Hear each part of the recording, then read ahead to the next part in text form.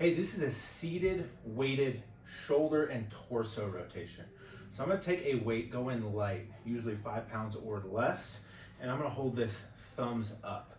I'm seated either flat on the floor, or if you have hips that are maybe a little tighter, on a small pillow or bolster, so you're up a little bit. The purpose of sitting is so we're gonna drive motion through our mid and upper torso, the thoracic spine, not the lower back. So I'm gonna sit nice and tall here, thumbs up. I'm gonna reach this weight forward, and then I'm gonna drive it up, and I'm keeping my hand here because I wanna drive my torso around, and then I'm gonna come back the other way.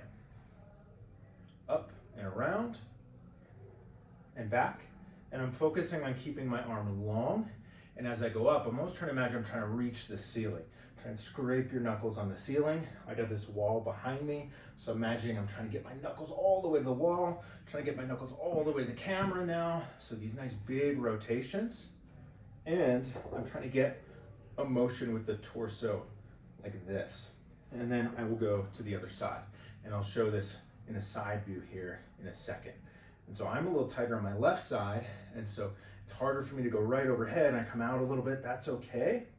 I just want to maintain roughly this thumbs up position, that shoulder external rotation, a bunch of videos on that can help make the shoulder feel more comfortable as we go through some of these ranges. So shown from the side, and then I'll break this down a little more.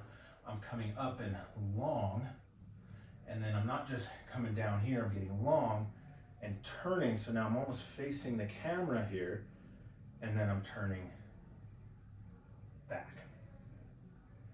Thumb is staying roughly up the whole time. And what you'll notice is the whole time there's some space between the top of my shoulder and my ear.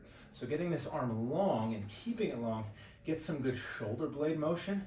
So I'm not just coming up and no space here, because then I get kind of stuck, that shoulder elevation, and we're trying to get protraction and rotation, which helps to facilitate this nice, big, smooth motion.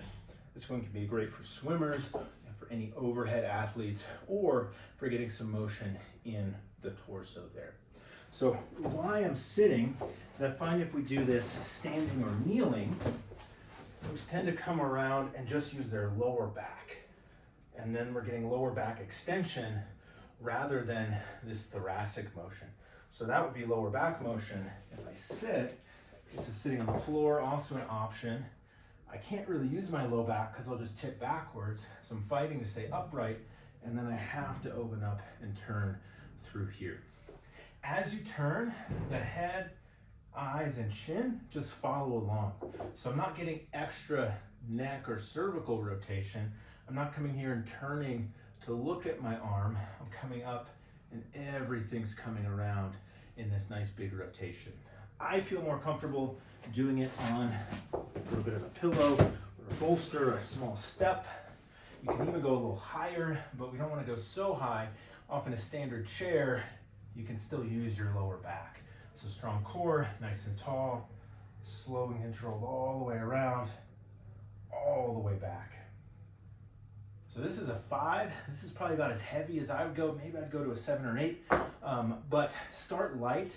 When I started doing this, I started with like a 1 or a 2, and then kind of feel it out. I do find that a little bit of weight helps to get the motions we want versus just going unweighted. So we're gonna facilitate the right muscle actions with a little bit of load, but don't go too heavy, especially at the beginning.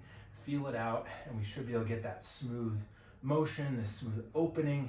You might feel a stretch in different places. As long as it's not painful, that's okay. And then as we're out here, it's kind of hard to do, but we're gonna try not do this with our shoulder. So if you're coming up and you get an incomplete turn, I'm not looking to my side, and my thumb is now rotating down. I'm in this shoulder position. So that's, I guess, the other biggest mistake is I'm not getting this full turn. And so if you have a wall next to you, you wanna be able to turn to look at that. You don't want to stay looking forward or at an angle like this, because then I get stuck. So give that a shot, particularly if you're working on overhead motion, thoracic rotation, control through these ranges. It can be challenging, but hopefully feel like you open up some new capacity there.